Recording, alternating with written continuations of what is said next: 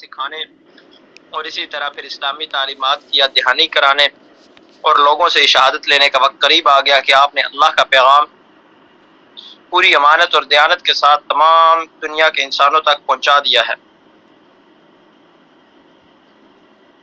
چنانچہ ذیقعدہ 10 ہجری اللہ کے نبی صلی اللہ علیہ وسلم نے حج کا ارادہ فرمایا اور اعلان کروا دیا گیا کہ حضور صلی اللہ علیہ وسلم حج کے لیے تشریف لے جا رہے ہیں۔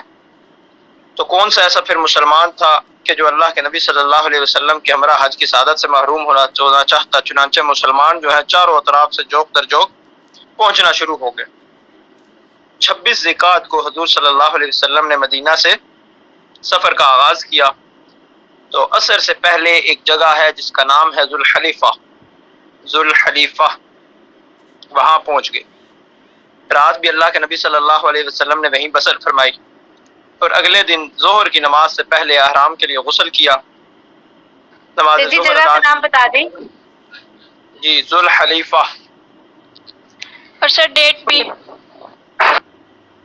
26 ذیقعدہ مدینہ سے چلے اور اسی دن عصر سے پہلے ذوالحلیفہ پہنچ گئے۔ ذوالحلیفہ، ذال واو ذو، اس کے بعد الف لام ہے ہا حلوے والی، اس کے بعد لام یہ فے ہے، ذوالحلیفہ۔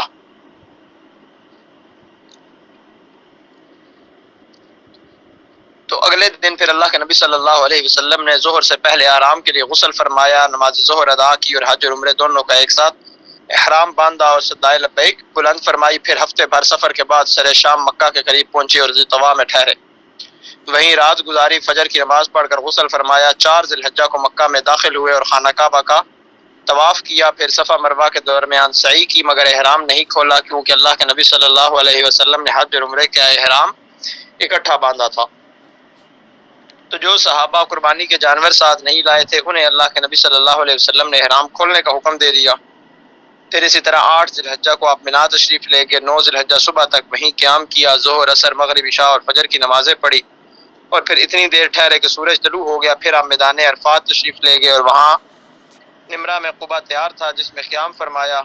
تو سورج ڈھلا تو اپنی اونٹنی قصوہ، آپ صلی اللہ علیہ وسلم کی اونٹنی ہے قصوہ، قاف 2 نقطوں والا، صاد واو الف حمزہ، قصوہ، تو اس پر سوار ہو کر اللہ کے نبی صلی اللہ علیہ وسلم نے خطبہ ارشاد فرمایا۔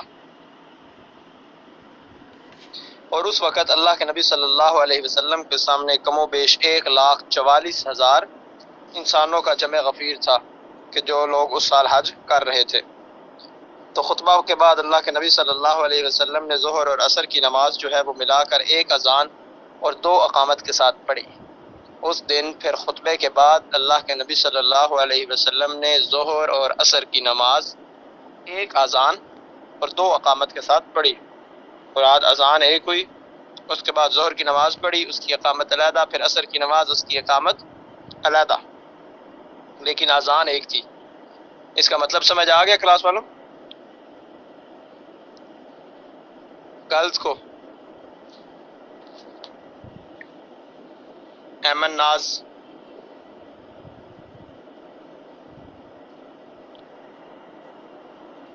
میری آواز نہیں آ رہی؟ آ رہی ہے سر۔ آ رہی ہے سر۔ جی سر آ رہی ہے۔ تو اس بات کا مطلب سمجھ آ گیا کہ 1 اذان اور 2 اقامت کے ساتھ نماز پڑھی۔ لڑکیوں سے پوچھ رہا ہوں، لڑکیوں سے۔ سر مطلب عصر کے وقت انہوں نے عصر کے وقت پڑھ لی تھی نا دونوں؟ ایک وقت میں پڑھی، لیکن اقامت ہوتی ہے اذان سے پہلے، جس طرح اذان دی جاتی ہے اسی طرح جب نماز جماعت کے ساتھ نماز پڑھتے ہیں مرد تو اس وقت بھی اقامت کہی جاتی ہے، کہ اذان جس طرح کہی جاتی ہے اسی طرح اقامت ہوتی ہے، اس کے اندر قد قامت الصلاۃ بھی کہا جاتا ہے۔ تو امام جب نماز شروع کرتا ہے اس سے پہلے جب صفیں بنا لیتے ہیں تو پھر پہلے پیچھے کھڑا بندہ کوئی اقامت کہتا ہے، اس کے بعد پھر جماعت شروع کی جاتی ہے۔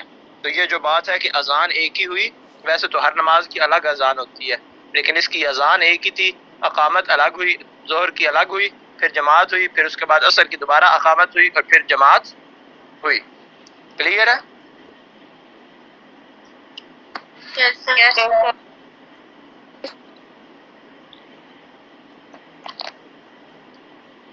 پھر اسی طرح سورج غروب ہوا اس دن تو مزدلفہ کو روانہ ہو گئے، اور مزدلفہ میں بھی جا کے مغرب اور عشاء کی نمازیں اسی طریقے سے ایک اذان اور 2 اقامت سے پڑھی، مطلب نماز کی اقامت علیحدہ ہوتی تھی لیکن اذان ایک ہی ہوئی۔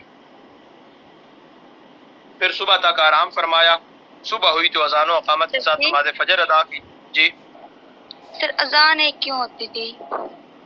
کیونکہ وہ وقت کے اندر اس وقت میں ایک وقت میں 2 نمازیں پڑھی تھی، جو ظہر اور عصر تھا، تو وہ خطبہ ہوا، خطبے کے بعد ایک ہی وقت میں ظہر اور عصر دونوں نمازیں پڑھ لی، تو اذان اس وجہ سے ایک ہوئی، اور اقامت ہر نماز کی اپنی الگ جیسے ایزٹ ہوتی ہے اسی طریقے سے ہوئی۔ آگئی سمجھ؟ جی سر۔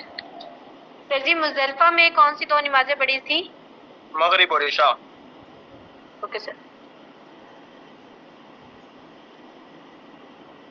پھر اگلے دن صبح فجر کی نماز ادا کی اور وہاں سے قصوہ پر سوار ہو کر مشعر حرام تشریف لائے اور قبلہ رخ ہو کر دعا کی اور تکبیر و تحلیل اور توحید کے کلمات پڑھے، اور پھر سورج طلوع ہونے سے پہلے مینا روانہ ہو گئے، اور وہاں پر جا کر 7 کنکریاں ماری، پھر قربان گاہ تشریف لے گئے اللہ کے نبی صلی اللہ علیہ وسلم، اور اپنے دست مبارک سے 63 اونٹ 63 اونٹ ذبح کیے۔ پھر یہ کام حضرت علی کو سونپا، اور بقیہ جو 37 اونٹ تھے وہ حضرت علی رضی اللہ تعالیٰ عنہ نے ذبح کیے۔ یوں آپ صلی اللہ علیہ وسلم نے 100 اونٹوں کی قربانی دی۔ پھر وہاں سے سوار ہو کر مکہ گئے اور طواف افاضہ کیا۔ پھر یوم النحر 10 ذی الحجہ کو بھی آپ نے صحابہ سے خطاب فرمایا۔ پھر ایام تشریق 11، 12، 13 ذی الحجہ کو مینا میں قیام فرمایا۔ اس دوران آپ حج کے مناسک ادا فرماتے، اللہ کا ذکر کرتے اور لوگوں کو احکام شریعت سکھاتے رہے۔ پھر 13 ذی الحج کو آپ نے مینا سے کوچ فرمایا اور وادی ابطح کے خیف بن کنانہ میں تشریف فرما ہوئے۔ دن کا باقی حصہ اور رات وہیں بسر کی، اور ظہر سے عشاء تک کی نمازیں ادا کی۔ عشاء کے بعد تھوڑا سو کر اٹھے اور بیت اللہ تشریف لے جا کر طواف وداع ادا کیا، اور اس طرح تمام مناسک حج ادا ہو گئے۔ تو جو ابھی تک میں نے بولا پڑھایا، اس کے اندر ایک بات سب سے پہلے یہ تھی کہ ذوالحلیفہ اللہ کے نبی صلی اللہ علیہ وسلم جب مدینہ سے چلے مکہ کی طرف، تو سب سے پہلے جو سٹاپ کیا، رستے میں رکے، جہاں رات بھی رہے، تو وہ جگہ تھی ذوالحلیفہ۔ ذوالحلیفہ کون سی جگہ ہے؟ ذوالحلیفہ وہ مقام ہے کہ اگر مدینہ والی سائڈ سے، صرف مدینہ سے نہیں، سعودی عرب کے اندر رہتے ہوئے مدینہ والی سائڈ سے، یا ایون سعودیہ کے باہر سے بھی، اگر مدینہ والی سائڈ کی کسی ملک سے آپ مکہ کی طرف آتے ہیں، تو ذوالحلیفہ وہ مقام ہے جس سے پہلے احرام باندھنا ضروری ہے۔ اگر ذوالحلیفہ کراس کر لیا اور احرام نہ باندھا تو حج اور عمرہ نہیں ہوگا، چاہے عمرے کے لیے آئیں چاہے حج کے لیے آئیں۔ ذوالحلیفہ وہ مقام ہے جس سے پہلے یا ذوالحلیفہ میں آپ نے احرام باندھنا ضروری ہے۔ تو اسی طرح اللہ کے نبی صلی اللہ علیہ وسلم جب مدینہ سے چلے تو اللہ کے نبی صلی اللہ علیہ وسلم نے ذوالحلیفہ پہنچ کر احرام باندھا۔ تو جو ذوالحلیفہ مقام ہے وہاں تک احرام باندھنے کی اجازت ہے۔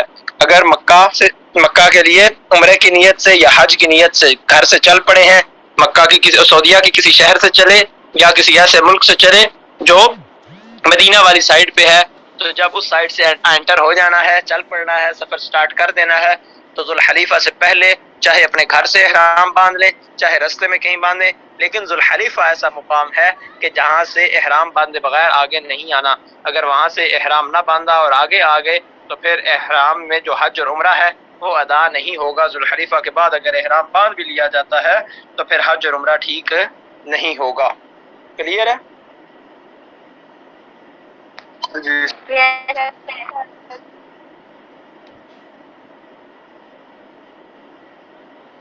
کے بعد ہے نیکسٹ خطبہ حجۃ الوداع۔ یہ خطبہ حجۃ الوداع جو حضور صلی اللہ علیہ وسلم نے دوران حج متعدد مواقع پر صحابہ کرام سے خطاب فرمایا۔ اسی طرح پھر جو حجۃ الوداع تھا اس میں اللہ کے نبی صلی اللہ علیہ وسلم نے جو خطبہ ارشاد فرمایا وہ تمام اسلامی تعلیمات کا نچوڑ تھا، اور ان سب خطبات کو اصطلاحاً خطبہ حجۃ الوداع بھی کہا جاتا ہے۔ تو خطبہ حجۃ الوداع کے جو اہم پوائنٹس تھے وہ کون سے تھے، وہ ایک نظر ہم دیکھتے ہیں۔ اس کے اندر سب سے پہلا پوائنٹ، اس دنیا سے کوچ۔ اللہ کے نبی صلی اللہ علیہ وسلم نے اعلان فرمایا کہ لوگوں میری بات غور سے سنو، شاید میں دوبارہ تمہیں اس مقام پر نہ مل سکوں۔ اسی طرح پھر جان و مال کے احترام کے بارے میں اللہ کے نبی صلی اللہ علیہ وسلم نے بتایا کہ تمہارا خون اور تمہارا مال ایک دوسرے کے لیے ایسے ہی حرام ہے جیسے یہ دن، مہینہ اور شہر کے جو برکت والے دن ہیں، حرمت والی جگہ، حرمت والے دن ہیں، جس طرح یہ ان میں حرام ہیں، اسی طرح کسی ایک شخص کا دوسرے پر جان اور مال حرام ہے۔ کسی کو قتل بھی نہیں کرنا اور نہ ہی کسی کا مال اس کی اجازت کے بغیر استعمال کرنا ہے۔ تو اللہ کے نبی صلی اللہ علیہ وسلم نے جان و مال کا احترام سکھایا۔ اس کے بعد زمانہ جاہلیت کی تمام رسوم خاتمے کا اعلان فرمایا کہ زمانہ جاہلیت کی جتنی بھی رسومات تھی ان کو سب کو ختم فرما دیا۔ جاہلیت کے جتنے خون تھے وہ معاف فرما دیے۔ جاہلیت کے اندر جو سود تھا اسے بھی ختم کر دیا کہ وہ سود کا اعلان کہ اللہ کے نبی صلی اللہ علیہ وسلم نے فرمایا کہ جاہلیت کے تمام سود جو ہیں وہ باطل ہیں۔ سب سے پہلے اللہ کے نبی صلی اللہ علیہ وسلم نے اپنے چچا عباس بن عبد المطلب کا سود باطل قرار دیا کہ وہ سود ٹھیک نہیں ہے۔ پھر تمام مسلمانوں کو حکم دیا جس نے بھی سود لینا ہے وہ اسے باطل قرار دے دے، اسے ختم کر دے۔ سود کی اسلام کے اندر گنجائش نہیں ہے۔ پھر عورتوں کے حقوق مقرر فرمائے اور اللہ کے نبی صلی اللہ علیہ وسلم نے فرمایا کہ عورتوں کے معاملے میں اللہ سے ڈرو، تم نے انہیں اللہ کی امانت کے ساتھ لیا اور اللہ کے کلمے کے ذریعے اپنے لیے حلال کیا ہے، اس لیے ان کے ساتھ نرمی اور مہربانی والا سلوک کرو۔ اس کے بعد اللہ کے نبی صلی اللہ علیہ وسلم نے امت کو حکم دیا کہ کتاب اللہ سے اپنا تعلق جوڑے رکھو۔ پھر اس کے بعد حرام مہینے، حرمت والے مہینے، تو اللہ کے نبی صلی اللہ علیہ وسلم نے بتایا کہ سال کے 12 مہینے ہیں، پتہ ہے نا، محرم، صفر، ربیع الاول، ربیع الثانی، جمادی الاول، جمادی الثانی، رجب، شعبان، رمضان، شوال، ذوالقعدہ اور ذی الحج، سال کے 12 مہینے ہیں۔ تو ان 12 مہینوں میں سے 4 مہینے حرمت والے ہیں جنہیں اللہ کے نبی صلی اللہ علیہ وسلم نے فضیلت دی، انہیں کہا کہ یہ حرمت والے مہینے ہیں، جن میں سے 3 اکٹھے آتے ہیں اور ایک الگ ہے۔ جو اکٹھے آتے ہیں ان میں ذوالقعدہ، ذی الحج اور محرم، اور پھر جو ایک مہینہ چوتھا بچتا ہے وہ ہے رجب، جو کہ جمادی الثانی کے بعد اور شعبان سے پہلے آتا ہے۔ تو اللہ کے نبی صلی اللہ علیہ وسلم نے حجۃ الوداع کے موقع پر ان حرمت والے مہینوں کا اعلان فرمایا کہ 4 مہینے، سال کے ٹوٹل 12 مہینے ہیں، اس میں سے جو 4 مہینے ہیں وہ حرمت والے مہینے ہیں۔ اور وہ 4 حرمت والے مہینے کون سے ہیں؟ ان میں سے 3 اکٹھے اور ایک بعد میں آنے والا، ان میں 3 میں ذوالقعدہ، ذی الحج اور محرم، اور جو چوتھا بچا وہ رجب ہے، جو جمادی الثانی اور شعبان سے، جو جمادی الثانی کے بعد اور شعبان سے پہلے آتا ہے۔ تو مراد کیا ہوا کہ حرمت والے مہینوں کی تعداد کتنی ہے؟ حرمت والے مہینوں کی تعداد 4 ہے، اور حرمت والے مہینوں کے نام کیا ہیں؟ وہ ذوالقعدہ، ذی الحج، محرم اور رجب ہیں۔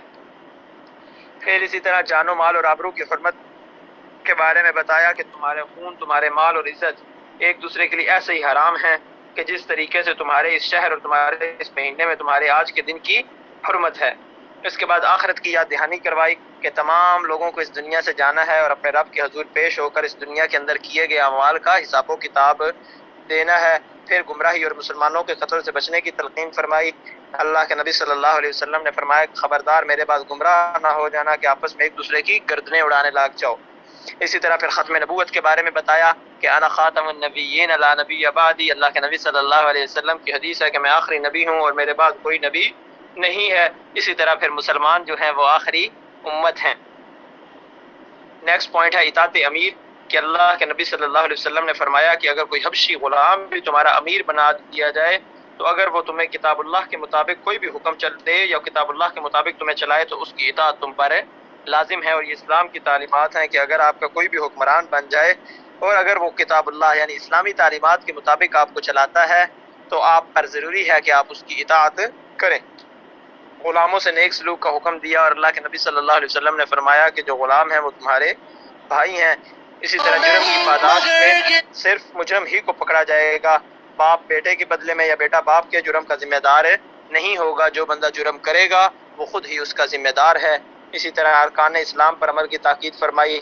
ارکان اسلام کون کون سے ہیں؟ نماز، روزہ، زکوٰۃ، حج۔ سب سے پہلے کلمہ، چونکہ وہ آلریڈی سارے مسلمان ہیں، تو اس کے بعد اللہ کے نبی صلی اللہ علیہ وسلم نے جو باقی ارکان اسلام ہیں، نماز، روزہ، زکوٰۃ، حج، ان کی تلقین فرمائی کہ نماز پابندی سے پڑھنی ہے، روزے رکھنے ہیں، زکوٰۃ ادا کرنی ہے اور اللہ کے گھر کا حج بھی کرنا ہے۔ اسی طرح پھر صغیرہ گناہوں سے بچنے کی تلقین فرمائی کہ اللہ کے نبی صلی اللہ علیہ وسلم نے فرمایا کہ یاد رکھو شیطان اس امر سے مایوس ہو چکا ہے کہ تمہارے اس شہر میں کبھی اس کی پوجا کی جائے گی، کہ جس طرح آلریڈی بتوں کی وہاں پوجا کی جاتی تھی، تو اللہ کے نبی صلی اللہ علیہ وسلم نے بتا دیا کہ شیطان اب مایوس ہو گیا کہ یہاں پر اب بتوں کی پوجا نہیں ہوگی، لیکن شیطان تمہیں جو ہے چھوٹے چھوٹے گناہوں میں مشغول کر دے گا. تو اس وجہ سے اللہ کے نبی صلی اللہ علیہ وسلم نے فرمایا کہ صغیرہ گناہوں سے بچنا ہے. زنا کی سزا اور نسب کی پہچان کہ اللہ کے نبی صلی اللہ علیہ وسلم نے زنا سے منع فرمایا اور فرمایا اولاد اس کی ہے جس کے بستر پر پیدا ہو اور زانی کے لیے پتھر ہے، کیونکہ قرآن مجید کی آیت ہے الزانیۃ والزانی فجلدوا کل واحد منہما مئۃ، جلدہ جو زنا کرنے والے ہیں مرد اور عورت ان کو پتھر مارے جاتے ہیں. تو اللہ کے نبی صلی اللہ علیہ وسلم نے بتایا کہ زنا حرام ہے اور زنا کے قریب بھی نہیں جانا. اسی طرح کسی کی ملکیت میں اجازت کے بغیر تصرف جائز نہیں، کہ کسی کی کوئی چیز ہے، کوئی مالک ہے تو اس مالک کی اجازت کے بغیر اس کی کسی چیز کا استعمال اسلام میں جائز نہیں ہے.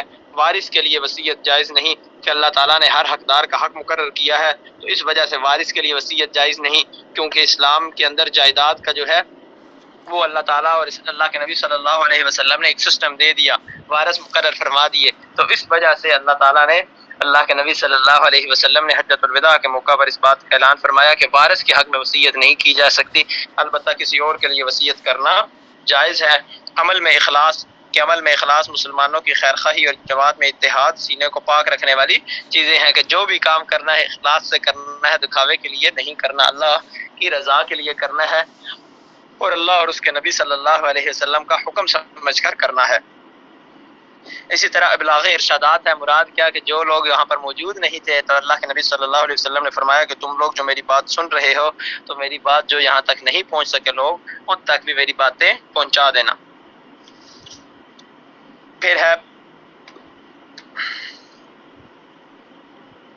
پھر اسی طرح اللہ کے نبی صلی اللہ علیہ وسلم نے گواہی طلب کی کہ حضور صلی اللہ علیہ وسلم نے صحابہ کو جب نصیحت فرمائی اور سوال کیا کہ تم سے میرے متعلق سوال ہوگا تو تم کیا جواب دو گے، تو صحابہ نے عرض کیا کہ ہم شہادت دیتے ہیں کہ آپ نے پیغام الہی پہنچا دیا اور تبلیغ کا حق ادا کر دیا. تو صحابہ کی یہ بات سن کر اللہ کے نبی صلی اللہ علیہ وسلم نے شہادت والی انگلی کو آسمان کی طرف اٹھایا اور لوگوں کی طرف جھکاتے ہوئے 3 بار فرمایا کہ اے اللہ گواہ رہنا.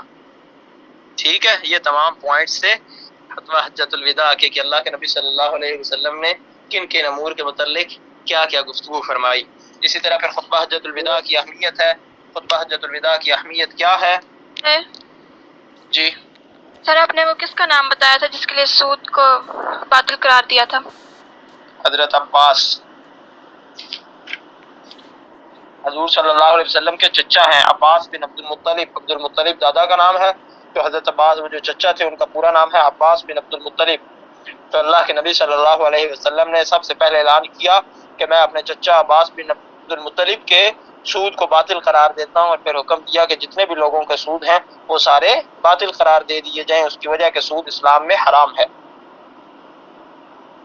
کلیئر ہے؟ جی سر. یہ طواف افاضہ سے کیا مراد ہے؟ کس کی؟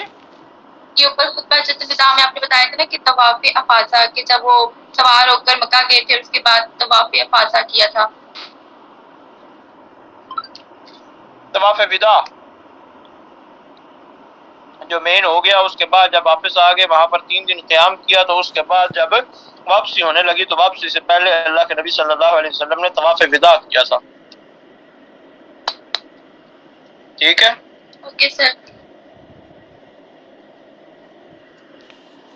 اس کے بعد نیکسٹ ہے پھر خطبہ حجۃ الوداع کی اہمیت کیا ہے. تو خطبہ حجۃ الوداع کی اہمیت یہ ہے کہ ایک تو اسلامی تعلیمات کا نچوڑ ہے، کہ اللہ کے نبی صلی اللہ علیہ وسلم نے جتنے بھی اسلامی تعلیمات تھی ان کا نچوڑ، ان کا خلاصہ اس ایک خطبے کے اندر بیان فرما دیا. اسی طرح پھر اسلامی تعلیمات جو ہے وہ براہ راست اللہ کے نبی صلی اللہ علیہ وسلم کی زبان سے بہت سے لوگوں تک پہنچ گئی، کیونکہ ویسے تو 1 کو 2 کو 5 10 15 20 محلے علاقے کے اندر دعوت دیا کرتے تھے، لیکن یہ اتنا بڑا اجتماع تھا کہ 1,44,000 کا مجمع تھا، تو اتنی بڑی تعداد نے ڈائریکٹ اللہ کے نبی صلی اللہ علیہ وسلم کے منہ سے اسلامی تعلیمات کو سن لیا. اسی طرح پھر اسلامی تعلیمات سے متعلق صحت و صحافت کا اہتمام ہو گیا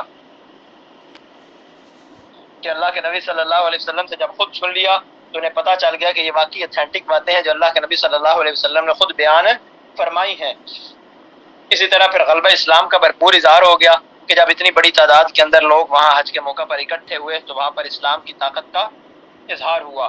فوری عملی اقدامات شروع ہو گئے کہ اللہ کے نبی صلی اللہ علیہ وسلم نے خطبہ حجۃ الوداع کے موقع پر صرف نصیحتیں نہیں فرمائی بلکہ عربوں کی گھٹی میں پڑی ہوئی برائیوں کو ختم کرنے کے لیے عملی اقدامات بھی فرمائے، کہ جس طرح جاہلیت کے خون فوراً اسی موقع پر معاف بھی کر دیے اسی طرح سود جو تھا وہ بھی اللہ کے نبی صلی اللہ علیہ وسلم نے اسی وقت ختم کرنے کا اعلان کر دیا. تو سب سے پہلے سٹارٹ خود سے لیا اور پھر دوسروں کو بھی اس چیز کا حکم دے دیا. کمزوروں کے حقوق کی ادائیگی، تو اللہ کے نبی صلی اللہ علیہ وسلم نے اس خطبہ کے اندر سوسائٹی کے جو کمزور طبقے ہیں، غلام ہیں یا عورتیں ہیں، تو ان کی حقوق کی ادائیگی پر بھی زور دیا. اسی طرح انسانی حقوق کا منشور جو تھا وہ اللہ کے نبی صلی اللہ علیہ وسلم نے خطبہ حجۃ الوداع کے موقع پر انسانی حقوق کا جو منشور ہے، اس کی خوبی ہے کہ اس کے اندر انسانوں کے بنیادی حقوق صراحت کے ساتھ اللہ کے نبی صلی اللہ علیہ وسلم نے بیان فرما دیے. حضور صلی اللہ علیہ وسلم کے مشن کی تکمیل ہو گئی کہ اس موقع پر اللہ کے نبی صلی اللہ علیہ وسلم نے تمام لوگوں کو مخاطب کر کے ان سے پوچھا اور ان سے گواہی لی کہ کیا میں نے واقعی تم تک اللہ کی طرف سے بھیجی ہوئی تعلیمات جو ہے اسلامی تعلیمات وہ پہنچا دی؟ تو تمام صحابہ نے عرض کیا جی اللہ کے رسول، آپ نے واقعتاً تمام تعلیمات ہم تک پہنچا دی ہیں. اسلام کی عظمت کا شاہکار، تو یہ وہی بات کہ جب اتنی بڑی تعداد کے اندر مسلمان ایک ہی جگہ پر ایک ہی موقع پر اپنے اللہ کی عبادت کے لیے اکٹھے ہو گئے، تو اس سے کیا ہوا؟ اسلام کی عظمت ظاہر ہوئی کہ کس طریقے سے اسلام کے اندر اللہ تعالیٰ کے نبی حضرت محمد رسول اللہ صلی اللہ علیہ وسلم نے اپنے صحابہ کے ساتھ مل کر حج ادا فرمایا. سمجھ آئی؟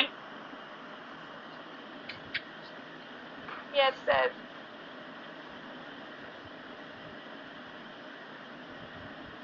جہاں تک کوئی مسئلہ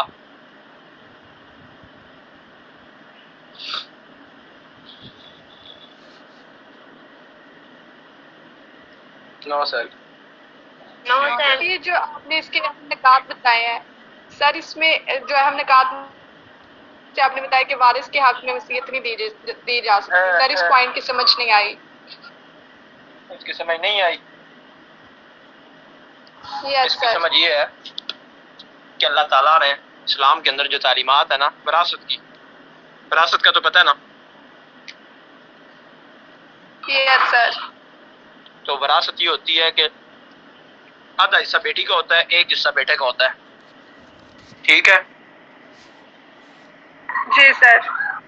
اگر کسی بندے کے 3 بیٹے 3 بیٹیاں ہیں تو اس کے ٹوٹل حصے کر لیے جائیں گے 9. زمین ہے جتنی بھی، اگر فرض کریں 9 مرلے زمین ہے کسی بندے کے نام پہ، اس کے 3 بیٹے اور 3 بیٹیاں، تو اس کے 9 حصے ہوں گے. 9 میں سے ایک حصہ بیٹی کو اور 2 حصے بیٹے کو چلے جائیں گے. 2 حصے 6 بن گئے اور 3 وہ 9. تو 9 مرلے جگہ تھی، 9 میں سے 2 مرلے ایک بیٹے کو، 2 مرلے ایک بیٹے کو، 2 مرلے ایک بیٹے کو، اور پیچھے رہ گئے 3 مرلے، وہ ایک مرلہ ایک بیٹی کو. تو اسلامی تعلیمات کے مطابق جو بیٹا ہے اس کے 2 حصے یا ایک حصہ پورا اور بیٹی کا آدھا حصہ ہوتا ہے. لیکن ہمارے ہاں نارملی کیا کیا جاتا ہے آج کل، ہم اپنے معاشرے کے اندر دیکھیں تو اس طرح ہوتا ہے کہ بیٹے کے نام ساری زمین جاتی ہے، بیٹی کو کوئی حصہ نہیں دیا جاتا.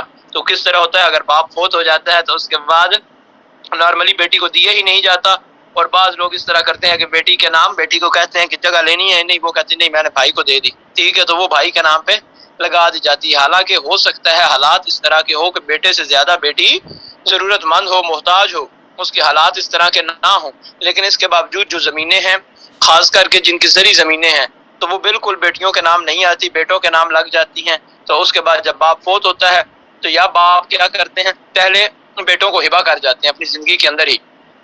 وجہ صرف کیا کہ بعد میں اگر بیٹی نے لینی ہوئی تو وہ لے سکتی ہے، لیکن باپ اگر زندگی میں ہبہ کر گیا تو پھر وہ بیٹی زمین نہیں لے سکے گی. تو اس وجہ سے باپ تاکہ زمین جو ہے وہ لڑکیوں کے نام پہ نہ جائے، بیٹیوں کے نام پہ نہ جائے، تو وہ بیٹوں کو ہبہ کر جاتے تھے. تو یہ جو پوائنٹ ہے کہ وارث کے حق میں وصیت جائز نہیں، تو اس میں بھی اسی طرح ہوتا تھا کہ جب باپ مرنے لگتا تھا تو وصیت کر دیتا تھا کہ میری جو زمین ہے میرے بیٹوں کے نام دی جائے، بیٹی کے نام نہ دی جائے. تو اس وجہ سے اسلامی تعلیمات کے مطابق انہوں نے وارث کے حق میں وصیت جائز نہیں، کیونکہ اللہ تعالیٰ نے اس تمام رشتہ داروں جو ہیں قریبی رشتہ دار ہیں ان کا حق مقرر کر دیا ہے اللہ تعالیٰ نے.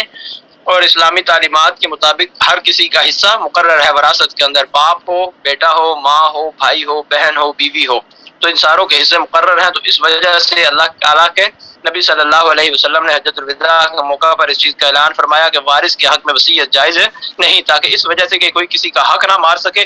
وارث کے علاوہ کسی کو وصیت کرنی ہے، کوئی غریب ہے اس کے حق میں اپنی جائیداد کی وصیت کرنی ہے تو اس کی اسلام اجازت دیتا ہے. لیکن جو شرعی وارث بنتے ہیں، شرعی وارث کے حق میں اسلام نے وصیت سے منع فرما دیا ہے اس معاملے میں. ہاں اگر کسی اور معاملے میں وصیت کرنی ہو، کوئی خیر خواہی چاہتا ہو تو اس کے لیے کر دے تو اس کی اجازت ہے، لیکن وارث کے حق میں اس معاملے میں وصیت کرنا جائز نہیں ہے۔ سمجھ آئی؟ یس سر۔ کلیئر ہے نا پوائنٹ؟ مسئلہ ہے تو پوچھ سکتی ہیں۔ جی سر، میں نے کہا مسئلہ ہے تو پوچھ سکتی ہیں، کہتی ہیں جی سر مسئلہ ہے۔ نہیں سر، میں نے کہا کلیئر ہے۔ اچھا، شرمانا نہیں ہے، اگر سمجھ نہ آئی تو پوچھ لینا، ٹھیک ہے؟ یس سر۔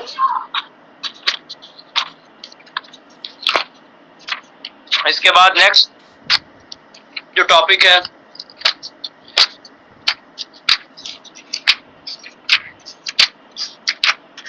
وہ ہے پیج نمبر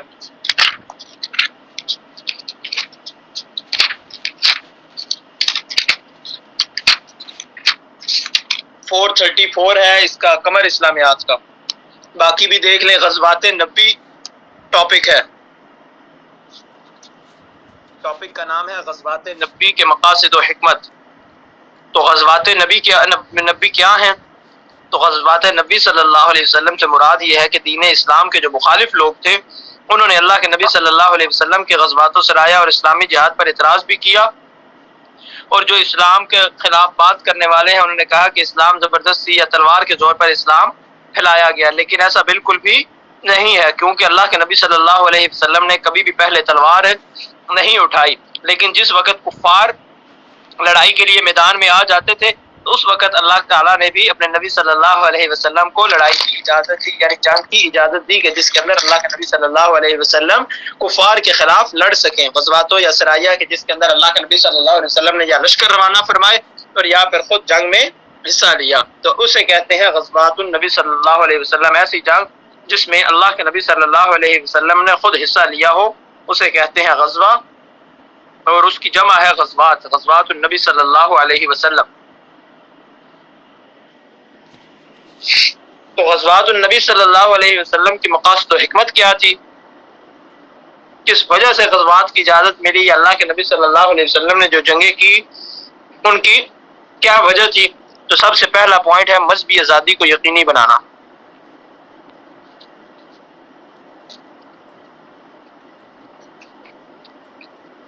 کہ جو اسلام ہے نا اس کی تعلیمات یہ ہیں۔ قرآن مجید کے اندر اللہ تعالیٰ نے ارشاد فرمایا کہ لا اکراہ فی الدین، دین میں کوئی جبر نہیں ہے، کوئی زبردستی نہیں ہے۔ اسی طرح ایک اور جگہ پر اللہ تعالیٰ نے ارشاد فرمایا فمن شاء فلیؤمن ومن شاء فلیکفر، کہ پاس جو چاہے ایمان لائے اور جو چاہے کفر کا رستہ اختیار کرے۔ تو اللہ تعالیٰ یا اسلامی تعلیمات کے مطابق یا اللہ کے نبی صلی اللہ علیہ وسلم نے کبھی بھی اس چیز پر زور نہیں دیا یا گن پوائنٹ پر کسی کو بھی مسلمان نہیں کیا۔ دعوت و تبلیغ کا کام ضرور کیا، جس نے چاہا، جس کو سمجھ آئی تو وہ ایمان لے آیا، جس کو نہیں آئی وہ ایمان نہیں لایا۔ تو سب سے پہلی چیز مذہبی آزادی کو یقینی بنانا کہ اگر کوئی یہودی ہے، کوئی عیسائی ہے، کوئی مشرک ہے، کوئی مسلمان ہے، تو ہر کسی کو اپنی مذہب کے مطابق آزادی ہونی چاہیے، وہ اپنے مذہب کے مطابق اپنی زندگی گزار سکے۔ کہ جس طرح میثاق مدینہ کی روشنی میں ہم نے کل پڑھا تھا کہ میثاق مدینہ کی روشنی میں جب اللہ کے نبی صلی اللہ علیہ وسلم نے مدینہ کے اندر معاہدہ کیا تو اس کے اندر یہ پوائنٹ لکھا تھا کہ یہودی ہو، مشرک ہو، مسلمان ہو، ہر کوئی اپنے مذہب کے مطابق اپنی زندگی گزار سکتا ہے، کسی کو کسی سے کوئی مسئلہ نہیں ہونا چاہیے۔ اسی طرح نیکسٹ پوائنٹ یہ تھا کہ مخالفین کے حملوں سے دفاع، کہ غزوات النبی صلی اللہ علیہ وسلم کا جو دوسرا مقصد ہے وہ یہ تھا کہ مخالفین جب حملہ کرتے تھے تو دفاع کرنا ضروری تھا، اور اللہ تعالیٰ نے قرآن مجید میں بھی یہ ارشاد فرمایا ہے وَقَاتِلُوا فِي سَبِيلِ اللَّهِ الَّذِينَ يُقَاتِلُونَكُمْ وَلَا تَعْتَدُوا إِنَّ اللَّهَ لَا يُحِبُّ الْمُعْتَدِينَ، اور اللہ کی راہ میں ان لوگوں سے لڑو جو تم سے لڑتے ہیں، اور زیادتی نہ کرو کیونکہ اللہ تعالیٰ زیادتی کرنے والوں کو پسند نہیں کرتا۔ چلے ذرا 2 منٹ ویٹ کریں، اذان ہو لے۔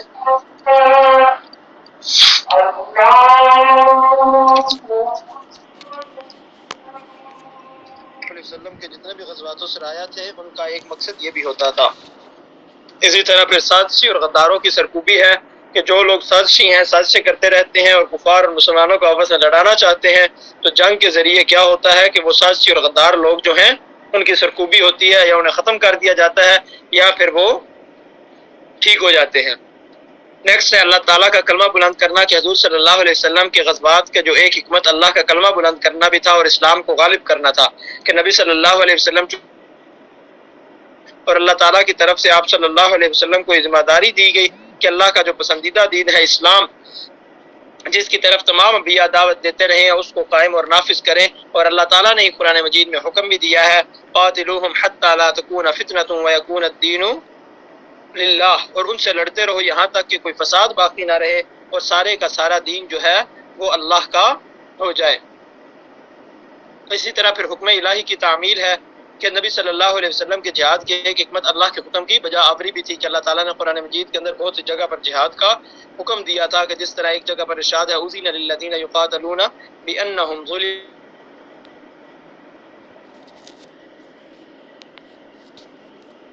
وکرہ لکم، کہ تم پر اللہ کی راہ میں لڑنا فرض کیا گیا ہے اور وہ تم کو ناگوار ہے۔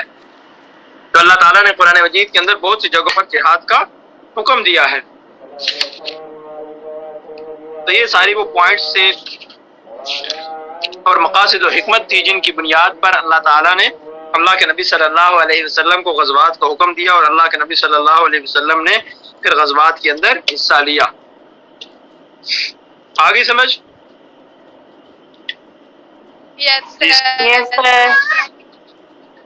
اس کے بعد جو نیکسٹ ٹاپک ہے وہ مین ٹاپک ہے اسلامی تہذیب و تمدن۔ تو سب سے پہلے تہذیب و تمدن کیا ہوتا ہے؟ تہذیب کے لغوی معنی کیا ہیں؟ تو لغت کے اندر تہذیب کے معنی ہوتے ہیں کاٹ چھانٹ کرنا، سنوارنا، عیب دور کرنا، پاک صاف کرنا، شائستہ بنانا، اچھا بنانا۔ تو تہذیب کے لغوی معنی ہوئے کاٹ چھانٹ کرنا، سنوارنا، عیب دور کرنا، اچھا بنانا، پاک صاف کرنا۔ اور اسی طرح پھر تہذیب کا اصطلاحی مفہوم کیا ہے؟ اصطلاحی اعتبار سے تہذیب کسی بھی قوم کے رہنے سہنے، طرز بود و مان، رسم و رواج، عادات و اطوار اور عقائد و اخلاق وغیرہ سے عبارت ہے۔ تہذیب کے لغوی معنی ہوئے کاٹ چھانٹ کرنا، سنوارنا، بہتر بنانا۔ اور تہذیب کا اصطلاحی مفہوم یہ ہے کہ کسی قوم کے رہنے سہنے کے انداز اور عادات و اطوار کو تہذیب کہا جاتا ہے۔ تو اسی طرح تمدن کیا ہوتا ہے؟ تمدن کے لغوی معنی ہوتے ہیں شہر بسانا، شہری زندگی اپنانا، مل جل کر رہنا۔ اور تمدن کے اصطلاحی معنی کیا ہوئے؟ پھر اصطلاح میں تمدن سے مراد وہ معاشرت ہے جو تہذیبی اقدار اور آدمی کی زندگی سے متعلق خوب سے خوب ترقی، تلاش و جستجو کے نتیجے میں ظہور پذیر ہوتی ہے۔ یہ اب چار چیزیں ہوں گی۔ پہلی چیز تہذیب، دوسری تمدن۔ تہذیب کے لغوی معنی کاٹ چھانٹ کرنا، بہتر بنانا۔ تہذیب کا اصطلاحی معنی کسی بھی قوم کے رہنے سہنے کا انداز، عادات و اطوار کو تہذیب کہا جاتا ہے۔ تمدن کے لغوی معنی ہے شہر بسانا، شہری زندگی اپنانا اور مل جل کر رہنا۔ اور تمدن کے اصطلاحی مفہوم یہ ہے کہ وہ معاشرت جو تہذیبی اقدار اور آدمی کی زندگی سے متعلق خوب سے خوب ترقی، تلاش و جستجو کے نتیجے میں ظہور پذیر ہوتی ہے، کہ انسان کی جو زندگی ہے اسے خوب سے خوب تر بنانے کی جو کوشش ہے اسے تمدن کہا جاتا ہے۔ تو تہذیب اور تمدن کا آپس میں تعلق کیا ہوا؟ تو تہذیب و تمدن میں یہ فرق کیا جاتا ہے کہ تہذیب جو ہے اس کا تعلق عقائد و نظریات سے ہوتا ہے، اور تمدن کا تعلق اعمال اور نتائج سے ہوتا ہے، کہ جو انسان کی مینٹل اپروچ ہوتی ہے اسے تہذیب کہا جاتا ہے، اور جو پریکٹیکل ورک ہوتا ہے اسے تمدن کہا جاتا ہے۔ تہذیب اور تمدن کے اندر جو فرق ہے وہ یہ ہے کہ تہذیب جو ہے وہ عقائد و نظریات یعنی مینٹل اپروچ، اور تمدن جو ہے اعمال و نتائج یعنی اس کا جو پریکٹیکل ورک ہے اسے تمدن کہا جاتا ہے۔ کلیئر ہے؟ یس سر۔ کوئی مسئلہ یہاں تک تہذیب و تمدن کو سمجھنے میں؟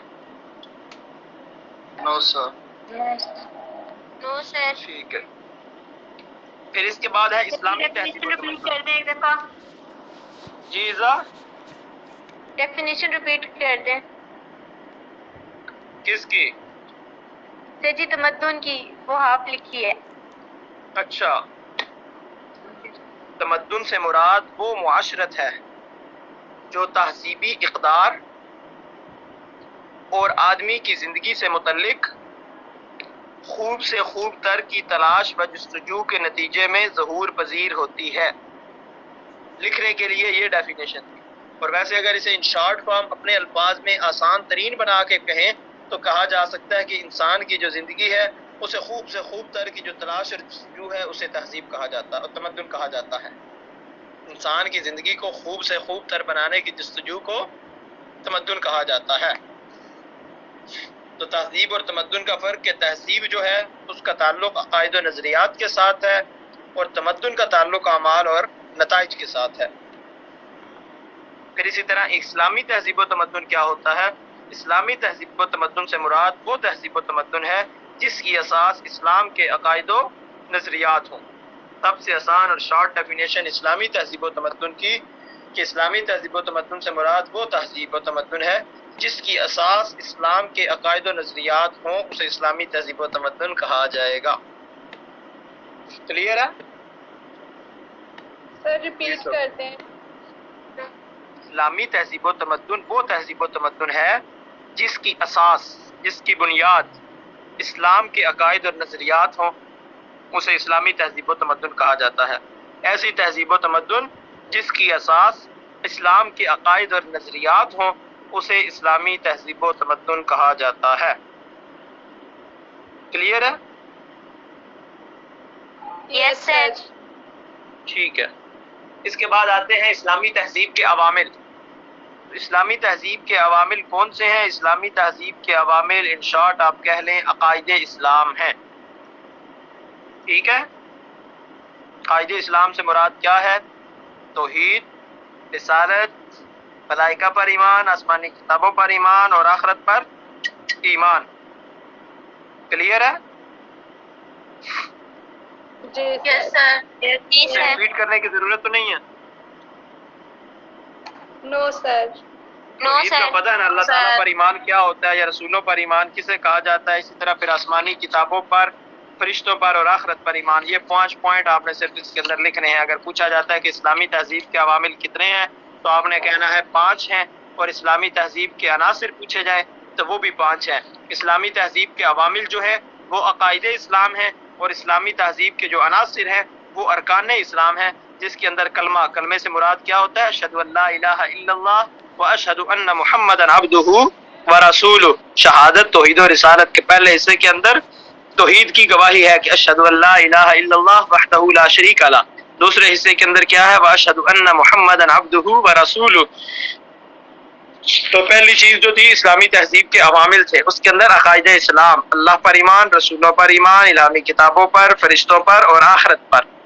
اور دوسری چیز اسلامی تہذیب کے عناصر، اسلامی تہذیب کے عناصر کے اندر پہلی چیز شہادت توحید و رسالت، دوسری چیز نماز، تیسری روزہ، پھر زکوٰۃ اور آخر میں حج۔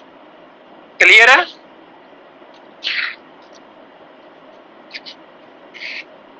یس لیکن سر۔ ایک چیز کا دھیان خاص کر کے رکھنا، اگر یہ سوال کیا جاتا ہے مکس نہیں کرنا۔ اسلامی تہذیب کے عوامل ہوں گے تو وہ اللہ پر ایمان، رسولوں پر ایمان اور فرشتوں پر، الہامی کتابوں پر اور آخرت پر، اور جو عناصر ہیں وہ شہادت توحید و رسالت، نماز، روزہ، زکوٰۃ، حج ہیں۔ یہ نہ ہو کہ اسلامی تہذیب کے عوامل پوچھے جائیں تو آپ عناصر لکھ دیں اور عناصر پوچھے جائیں تو آپ عوامل لکھ دیں۔ یہ کلیئر کرنا ہے، یہ فرق آپ کو پتہ ہونا چاہیے۔ اسلامی تہذیب کے عوامل جو ہیں وہ کون سے ہیں؟ وہ اللہ پر ایمان اور رسولوں پر ایمان ہے۔ اسی طرح اسلامی تہذیب کے عناصر کیا ہیں؟ تو وہ عناصر جو ہیں، پہلا عنصر شہادت توحید و رسالت ہے، دوسرا عنصر جو ہے کلمہ اور نماز ہے، تیسرا روزہ، پھر زکوٰۃ اور حج ہیں۔ تو یہ 2 چیزیں ہیں اسلامی تہذیب کے عوامل اور پھر عناصر۔ کلیئر؟ یس سر۔ کوئی مسئلہ ان میں؟ نو سر۔ نو سر۔ ٹھیک ہے، نیکسٹ ہے اسلامی تہذیب کی خصوصیات۔ ابھی تک ہم نے کیا پڑھا؟ کچھ بھی نہیں پڑھا، صرف تہذیب و تمدن، مطلب اس ٹاپک کے اندر تہذیب و تمدن کی ڈیفینیشن، تہذیب و تمدن میں فرق، اسلامی تہذیب و تمدن کیا ہوتا ہے، پھر اس کے عوامل اور عناصر۔ اور اب ہے اسلامی تہذیب کی خصوصیات کیا ہیں۔ تو سب سے پہلی خاصیت توحید ہے۔ ٹھیک ہے، توحید کیا ہے؟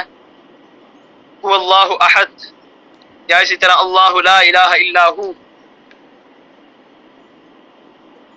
تو یہ جو ہے اس کو توحید کہا جاتا ہے کہ اسلامی تہذیب میں توحید کو ایک خاص مقام بھی حاصل ہے، اور توحید سے مراد کیا ہے کہ اس تمام کائنات کا خالق اور مالک ایک اللہ تعالیٰ کی ذات ہے، اور اس کی کوئی مثال نہیں، جو ہر لحاظ سے بے مثل اور بے نظیر ہے۔ قرآن مجید میں ارشاد ہے لیس کمثلہ شیء، پھر اسی طرح وہ وحدہ لا شریک ہے، وہ حی القیوم ہے، قرآن مجید کی آیت ہے اللہ لا الہ الا هو الحی القیوم۔ پھر اسی طرح سورۃ الاخلاص ہے کہ هو اللہ احد اللہ الصمد، اللہ بے نیاز ہے، لم یلد ولم یولد، نہ اس کی اولاد ہے اور نہ وہ کسی کی اولاد ہے۔ اسی طرح لا تأخذہ سنۃ ولا نوم، کہ نہ اسے نیند آتی ہے نہ اونگ آتی ہے۔ عالم الغیب والشہادہ، وہ پوشیدہ اور ظاہر چیزوں سب کا جاننے والا ہے۔ ان اللہ علی کل شیء قدیر، وہ ہر چیز پر قادر ہے۔ ویفعل اللہ ما یشاء، اللہ جو چاہتا ہے وہ کرتا ہے۔ خلق الموت والحیات، کہ اس نے موت اور حیات کو خود تخلیق کیا ہے۔ الذی جعل لکم الارض فراشا والسماء بناها، کہ وہی زمین اور آسمان کا بھی خالق ہے اور اسی نے زمین اور آسمان کو بنایا ہے۔ فلم یکن لہ کفوا احد، اور کوئی بھی اس کا ہمسر نہیں ہے۔ لا تعبدون الا اللہ، اللہ کے علاوہ کسی کی عبادت نہ کرو۔ ان الشرک لظلم عظیم، شرک بہت بڑا جرم ہے۔ تو یہ جتنی بھی آیات ہیں یہ قرآن مجید کی آیات ہیں، اور ان کے اندر ایک ہی بات بتائی گئی ہے کہ اللہ کے سوا کوئی معبود نہیں۔ اللہ تعالیٰ جو ہے وہ وحدہ لا شریک ہے، وہ حی القیوم ہے، وہ بے نیاز ہے، نہ اس کی اولاد ہے نہ وہ کسی کی اولاد ہے، وہ تمام چیزوں کا جاننے والا ہے، اور آخرت میں وہ تمام لوگوں سے اس کا حساب لے گا۔ اس کائنات کو بنانے والا، اس کائنات کا خالق و مالک، انسان کو بنانے والا، زمین اور آسمان کو بچھانے والا جو ذات ہے وہ اللہ تعالیٰ کی ذات ہے، اور عبادت کے جو لائق ذات ہے وہ بھی اللہ تعالیٰ کی ذات ہے۔ اللہ تعالیٰ کے علاوہ کوئی عبادت کے لائق نہیں ہے۔ سجدہ جو کرنا ہے وہ صرف اللہ تعالیٰ کی ذات کو کرنا ہے، اللہ کے علاوہ کسی کے آگے جھکنا نہیں ہے۔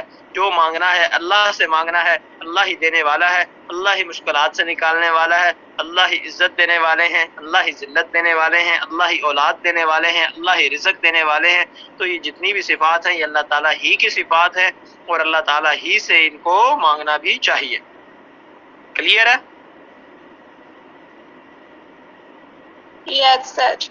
جی سر۔ تو اسلامی تہذیب کی پہلی خاصیت تھی توحید، دوسری ہے ایمان اور عمل صالح، کہ اسلامی تہذیب جو ہے اس کی ایک خصوصیت ایمان اور عمل صالح ہے کہ مسلمان جو ہے وہ اندیکھی چیزوں پر ایمان لے کے آتا ہے، کہ اللہ تعالیٰ پر، اس کے نبیوں، اس کی فرشتوں، اس کی کتابوں، آخرت یہ جتنی چیزیں انسان نے دیکھی نہیں ہے، زبور، تورات، انجیل ہم نے دیکھی نہیں، آخرت بھی ہم نے دیکھی نہیں، اللہ نے جتنے رسول بھیجے جو کم و بیش انبیاء اور رسول ہیں 1,24,000، ہم نے وہ بھی نہیں دیکھے، نہ اللہ تعالیٰ کی ذات کو دیکھا، لیکن اس کے باوجود ہم اس پر ایمان لاتے ہیں اور پھر نیک اعمال کرتے ہیں، نماز پڑھتے ہیں، روزہ رکھتے ہیں، زکوٰۃ ادا کرتے ہیں، حج کرتے ہیں۔ تو یہ ہے ایمان اور عمل صالح، اور یہ اسلامی تہذیب ہی کی خاصیت ہے۔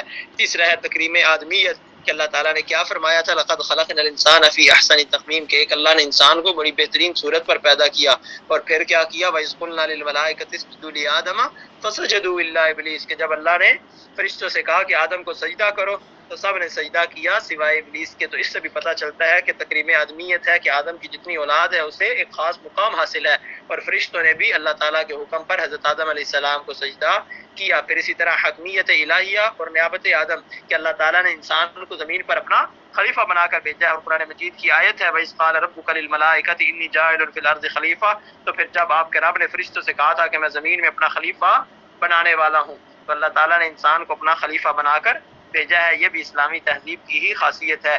نیکسٹ مساوات بنی نوع انسان ہے، کہ اسلامی تہذیب کے اندر یہ بھی ہے کہ اِنَّا خَلَقْنَاكُم مِّن ذَكَرٍ وَأُنثىٰ وَجَعَلْنَاكُمْ شُعُوبًا وَقَبَائِلَ لِتَعَارَفُوا إِنَّ أَكْرَمَكُمْ عِندَ اللَّهِ أَتْقَاكُمْ، کہ یہ جتنی بھی چیزیں ہیں کہ جو ذاتوں میں، قوموں میں، قبیلوں میں بانٹا، ٹھیک ہے، تو وہ کس وجہ سے، صرف پہچان کے لیے، فضیلت کی بنیاد جو ہے وہ صرف تقویٰ ہے۔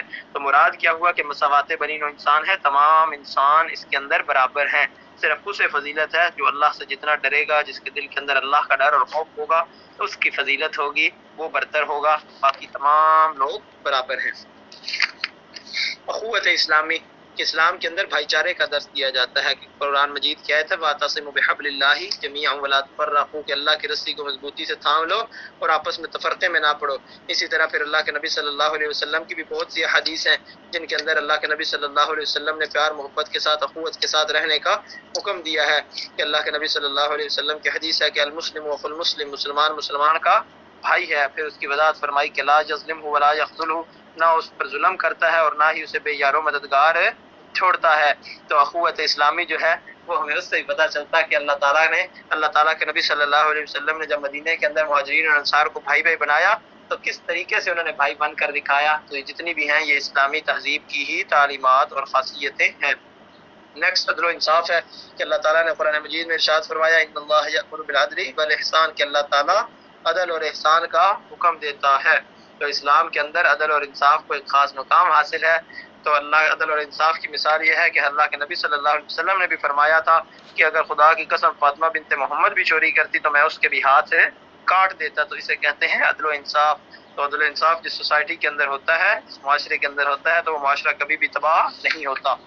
اسی طرح اعتدال و توازن ہے کہ اسلام نہ ہی زیادہ انتہا پسندی کی طرف جاتا ہے اور نہ ہی دوسری طرف آتا ہے، کہ عدل کا دین ہے، اعتدال اور توازن کے ساتھ چلتا ہے۔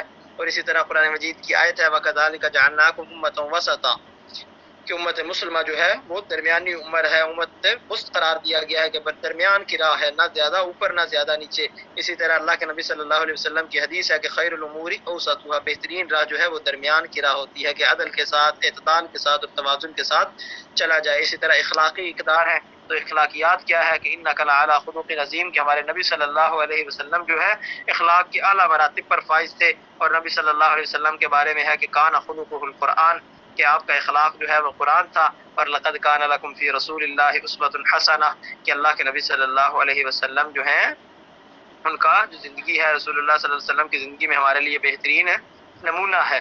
تو جتنے بھی یہ چیزیں ہیں یہ بھی اسلامی تہذیب کی خاص بات ہے یا خوبی ہے کہ یہ تمام چیزیں اسلامی تہذیب کے اندر پائی جاتی ہیں۔ اسی طرح نیکسٹ ہے رواداری۔ تو رواداری کیا ہے کہ رواداری یہ ہے کہ ایک دوسرے کو برداشت کرنا، ایک دوسرے کے ساتھ چلنا۔ اسلام رواداری کا علمبردار ہے، اور وہ مذہب کے معاملے میں بھی جبر کو پسند نہیں کرتا، اور اللہ تعالیٰ کا بھی یہی ارشاد ہے کہ لا اکراہ فی الدین، کہ دین میں کوئی جبر نہیں ہے۔ اسی طرح انسانی حقوق کی بات کرتا ہے کہ تمام لوگوں کے حقوق مقرر فرمائے، اولاد کے، بچوں کے، بیویوں کے، بیٹے کے، بیٹی کے، غلام کے، تو جتنے بھی ہیں انسان اسلام نے، تو آج جو ہماری دور چل رہا ہے، اقوام متحدہ یا دیگر ادارے بڑے ہیں وہ انسانی حقوق کی بات کرتے ہیں، لیکن آج سے 1400 سال پہلے حجۃ الوداع کے موقع پر اللہ کے نبی صلی اللہ علیہ وسلم نے جو انسانی حقوق کا ایک چارٹر دیا، تو اس جیسا چارٹر آج تک ہمیں نہیں ملتا۔ تو یہ تھی اسلامی تہذیب کی خصوصیات۔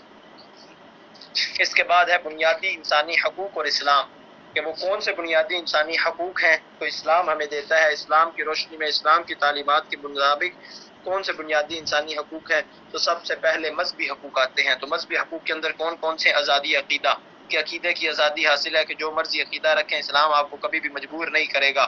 عبادت کی آزادی، کہ آپ جس طریقے سے مرضی عبادت کریں، کوئی آپ کو کچھ نہیں کہے گا۔ عبادت گاہوں کا تحفظ، تو اسلام دوسرے بھی مذہبوں کی، دینوں کی، ادیان کی عبادت گاہوں کے تحفظ کا درس دیتا ہے، اور کبھی بھی کسی بھی عبادت گاہ کی گرانے کا یا اس کے خلاف تعلیمات نہیں دیتا۔ اسی طرح مذہبی جذبات کے احترام کی تلقین کرتا ہے۔ نیکسٹ جو ہیں وہ معاشرتی حقوق ہیں۔ معاشرتی حقوق کے اندر تحفظ جان آتا ہے، کہ کسی کو ناحق قتل نہیں کرنا۔ تحفظ عزت ہے، کسی کی عزت نہیں اچھالنی۔ شخصی آزادی، کہ ہر شخص کو حق حاصل ہے کہ وہ آزادی کے ساتھ اپنی زندگی گزار سکے، اور عدل و انصاف ہونا چاہیے۔ معاشرتی حق ہے، اور مساوات برابری کی بنیاد پر ہو، اور حق تعلیم، کہ ہر کسی کو تعلیم کا حق ملے، اور اسی طرح حق علاج و معالجہ، کہ ہر شہری کو اس کے علاج کروانے کا بھی حق ملے۔ اسی طرح پھر نیکسٹ معاشی حقوق آتے ہیں، تو اس کے اندر سب سے پہلے تحفظ مال اور جائیداد ہے۔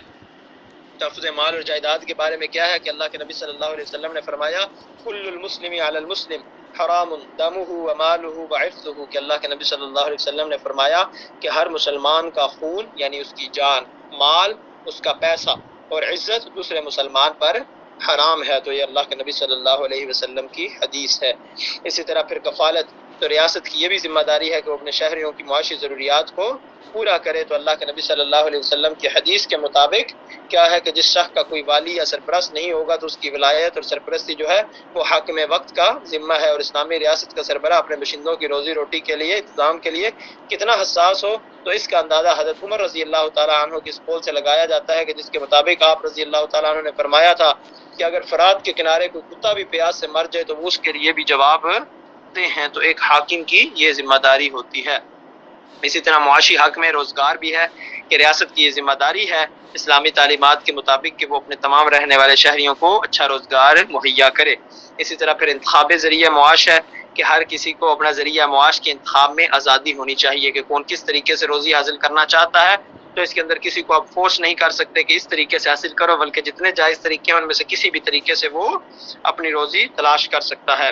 حق ملکیت ہے کہ مال اور جائیداد جو کماتا ہے اس کا مالک بھی بنتا ہے، اس کی ملکیت کا حق اسے اسلام دیتا ہے۔ اسی طرح پھر نیکسٹ سیاسی حقوق ہیں۔ سیاسی حقوق کے اندر پہلا آتا ہے حق رائے دہی کہ ووٹ دینے کا حق حاصل ہونا چاہیے۔ پھر آتا ہے حق حکومت و اقتدار کہ اسلام کے مطابق اگر کسی کو ووٹ مل جاتے ہیں تو پھر کیا ہے، اسے حق حکومت اور اقتدار حاصل ہے، پھر اسے آپ روک نہیں سکتے، پھر اسے حکومت اور اقتدار کرنے دیا جائے، چاہے اس کا تعلق کسی بھی رنگ و نسل اور مذہب اور زبان وغیرہ سے ہو، آپ اسے نااہل قرار نہیں دے سکتے۔ پھر اسی طرح آزادی اظہار ہے، تو آزادی اظہار کیا ہے کہ اللہ کے نبی صلی اللہ علیہ وسلم کی حدیث ہے افضل الجہاد کلمۃ الحق عند سلطان جائر، کہ جابر سلطان کے سامنے کلمہ حق کہنا بہترین جہاد ہے۔ تو یہ انسان کا سیاسی حق ہے کہ اگر وہ جو بھی بات کہنا چاہے اسے کہنے کی اجازت ہونی چاہیے۔ اسی طرح پھر حق محاسبہ ہے کہ اسلامی ریاست کے ہر شہری کو یہ حق حاصل ہے کہ وہ حکومت وقت کا محاسبہ کرے، حکومت سے کچھ بھی پوچھ سکتا ہے، کوئی بھی سوال کر سکتا ہے، اور حکومت کو چاہیے کہ اس کے سوال کا وہ اسے جواب دے۔ کلیئر ہے؟ یس سر، یس سر، یس سر، سمجھ آ گئی؟